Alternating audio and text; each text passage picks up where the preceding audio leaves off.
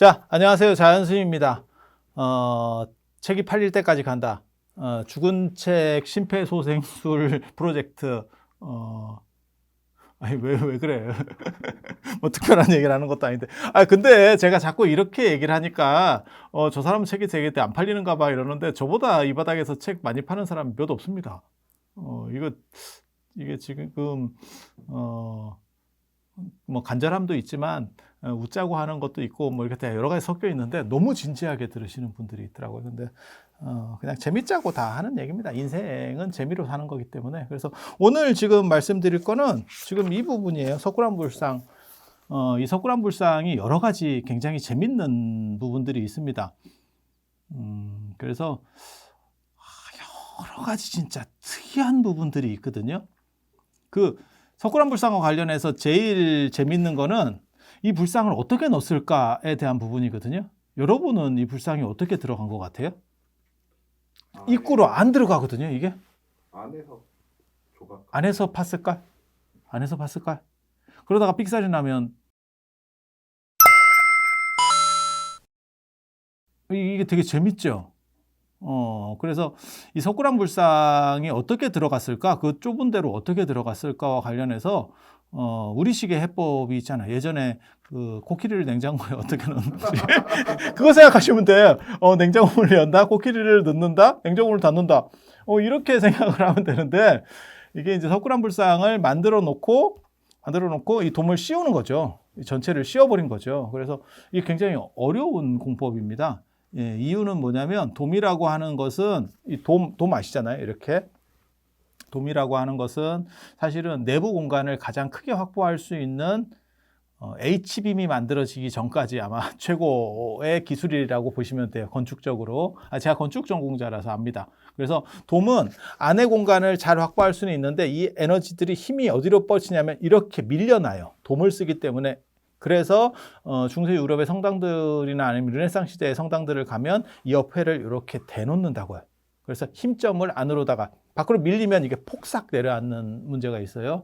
그렇게 해서 천판이라고 하는 석굴암 맨 위에 가면 거기 천정 쪽에 뭐가 있냐면 이렇게 연꽃 같은 게 있어요. 연꽃 같은 게. 그래서 전체를 이렇게 딱 아우르고 그 다음에 그 연꽃을 딱 눌러서 전체가 눌리면서 힘이 이렇게 균형적으로 받게 라고 하면서 이 석굴암을 만든 건데 굉장히 어려운 방식이에요. 그리고 누군가 이제 그걸 다 중장비로 하는 게 아니고 예전에 나무를 이용해 가지고 이렇게 지렛대 같이 이렇게 해서 올리는 건데 화강암이 무겁잖아요. 거기서 조금만 힘점이 잘못되거나 안 그러면 줄이 끊어지거나 이런 일이 벌어지면 무슨 일이 벌어지냐면 석굴암 불상에 이 석재가 떨어집니다. 그렇게 해서 얼굴이라든지 이런 상호가 한번 깨져버리면 다시. 야, 그거 진짜 생각만 해도 이거 진짜 야, 이게 그런 일을 내가 벌였는데 그 전체 책임자가 길게 한숨을 딱 쉬면서 이제 한마디도 안 해. 차라리 욕을 하면 낫겠는데, 욕을 하거나 때리면 낫겠는데, 막 이러면서 한마디도 안 하고 있어. 진짜 죽을 것 같은 느낌이 들겠죠. 실제로 비슷한 일이 있었어요. 석가탑 아시죠? 네. 저 불국사의 석가탑.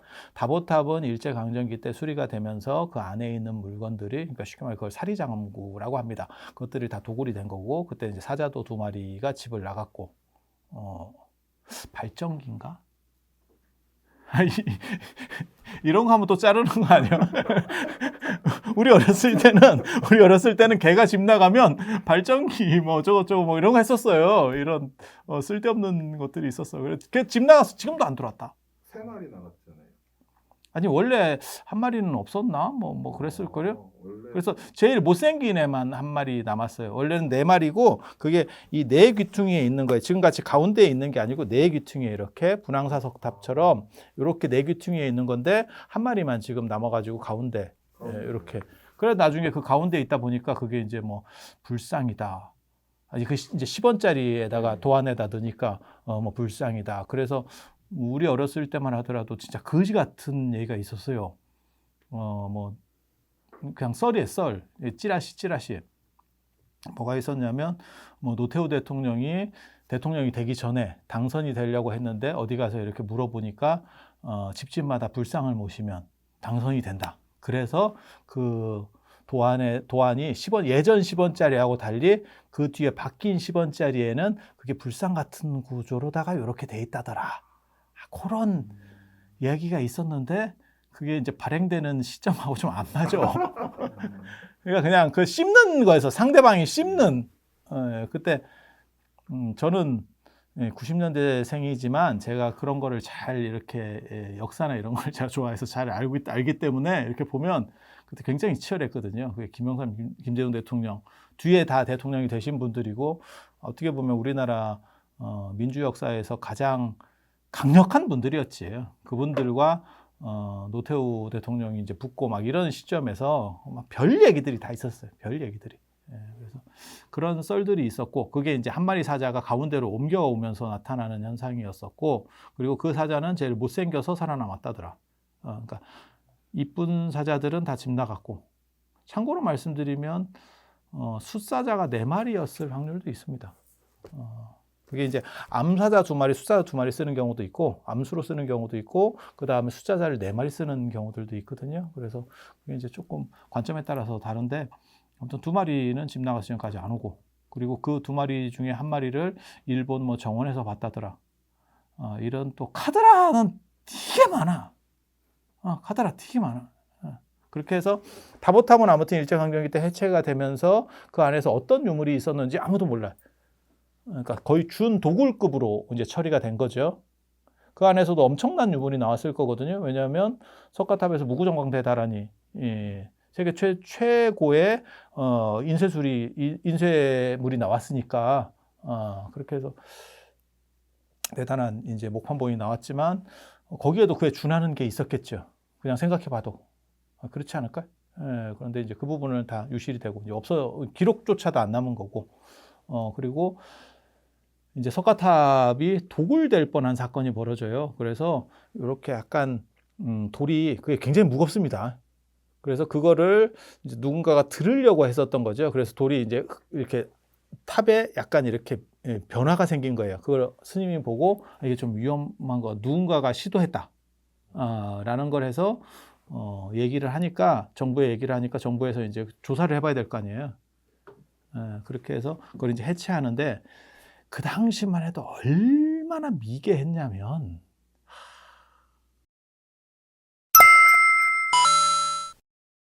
그 석가탑 그 중요한 탑을 하는데 나무 지지대 3개로다가 이렇게 해서 그걸 돌을 내립니다. 그 돌을 그게 전통 방식이에요. 지지대 3개로 이렇게 해가지고 마치 지렛대처럼 만들어서 그 돌을 내리는데 지금 진짜 저도 문화재 위원이지만 제가 문화재 전문위원인데 요즘은 어떻게 보면 너무 과할 정도로 하고 월정사 지금 상륜부 해체 수리하고 있는데 거기 아예 집을 씌웠어요. 집을. 그래서 누가 그러더라고요. 탑이 겨울에도 춥지는 않겠다. 막 유리 온실 같은 걸 막 다 씌웠어. 야 이렇게 해도 되나 싶을 정도로 어떻게 보면 좀 과하게 하는 거고 상륜부 보면 그 맨 윗부분만 지금 하는 거거든요. 그러면 그것만 내려서 해도 될 것 같은데 이게 막 집 한 채 짓는 정도의 막 일을 해. 큰 집을. 나가 보시면 제 말이 맞나 틀리나 바로 아실 수 있을 거예요. 근데 그때만 하더라도 나무 3개를 가지고 이렇게 해가지고 우리 어렸을 때 보면 이렇게 하는 거 있거든요. 노가다 판에서 하는 거. 그렇게 해서 이걸 내린다는 거. 근데 그 나무도 썩은 나무를 썼어요. 또 이 사람들이. 근데 그 돌 하중을 제대로 계산을 못한 거죠. 그 옛날 지금 60년대 이런 얘기를 하고 있는 거예요. 그래서 그게 내려오는 과정에서 그 나무 지지대 중에 하나가 부러졌어요. 이 화강암이 생각보다 무거운 거예요. 근데 이분들은 이제 계산도 제대로 못 하는 거고.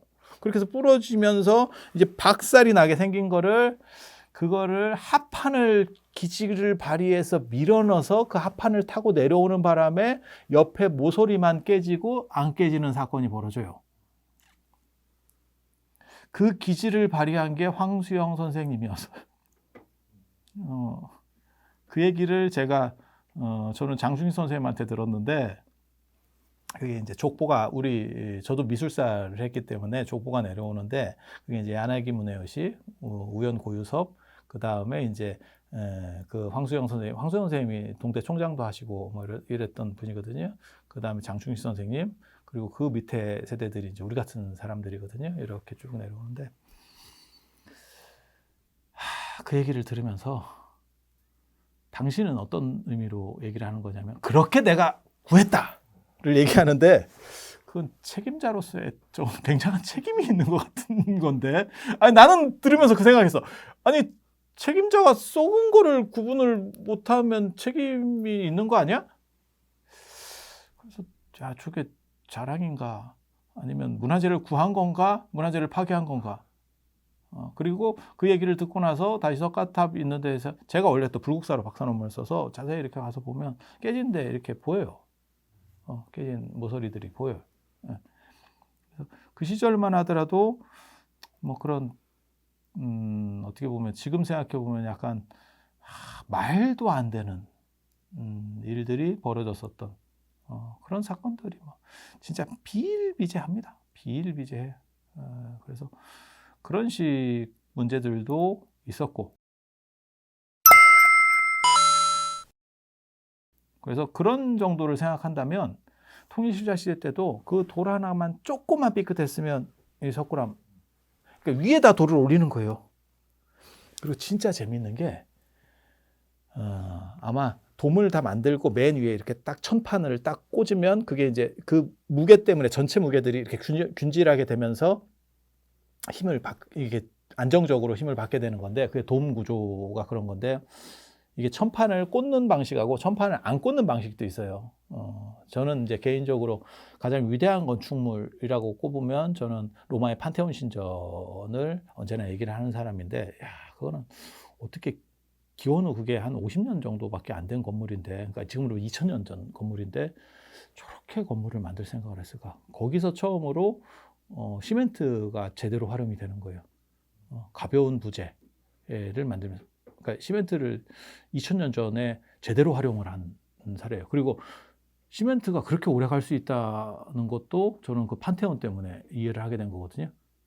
그러니까 시멘트 하면 우리는 무슨 생각하냐면 한 30년 가는 거고, 그 다음에 그 밖에다가 부장재를 잘 하면 엠파이어 스테이트 빌딩 이런 거는 한 100년도 지금 갔으니까 뭐 그렇게 가는 거 아닙니까? 이렇게 생각하는데 2000년도 간다니까. 근데 거기는 중앙에 구멍이 없어요. 그냥 구멍이 뻥 뚫려 있어요.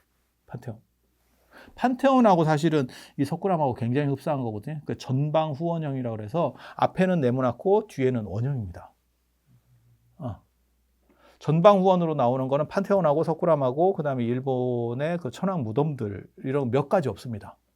우리나라 가야의 고분 중에서도 그런 게 일부 있고 굉장히 특이한 거예요. 굉장히 특이한 거예요.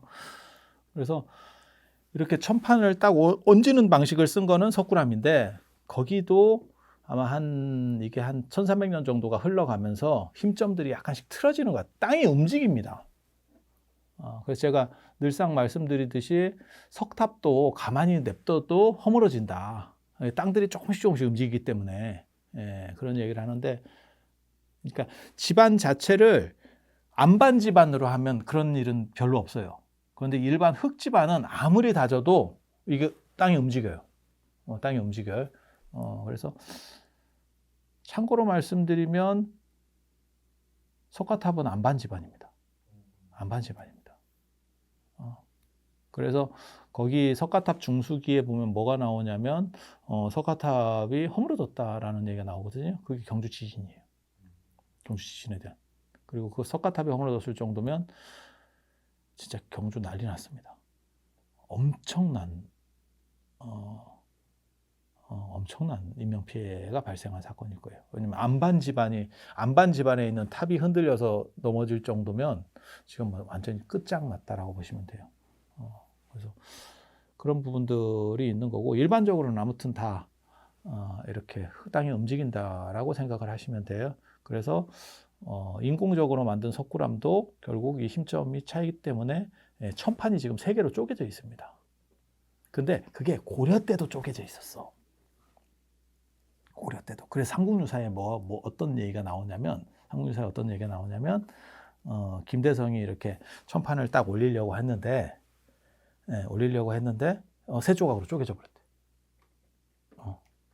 그래서 이걸 어떡하지? 새로 파서 올려야 되나?